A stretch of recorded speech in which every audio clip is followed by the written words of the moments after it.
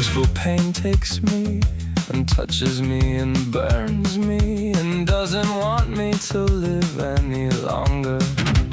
So hostile is she toward me, for which I shun everything I see. For I barely live, for a brooding will makes me stay always brooding. Toward whatever part I turn, or wherever I go or come, I see no lady who constrains me, nor who pleases me or pretends to.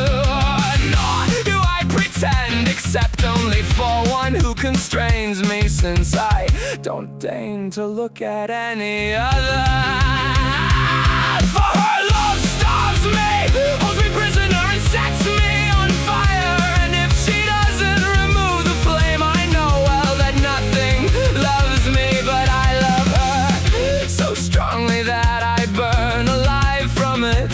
And for another my heart doesn't complain, for I've said that in nothing do I complain of it.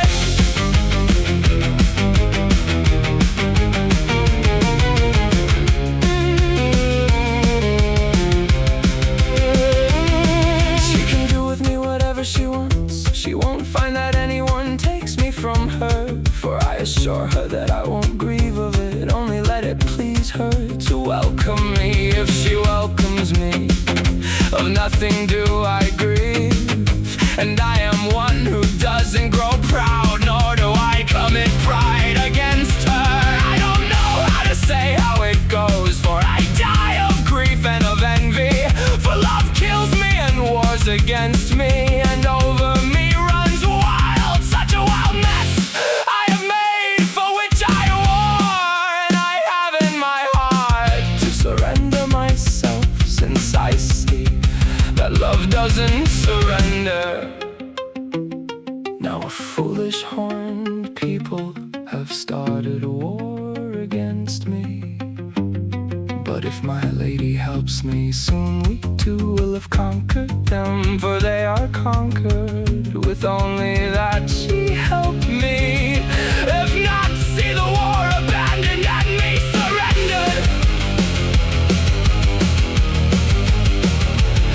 God help me that I don't move myself from my lady.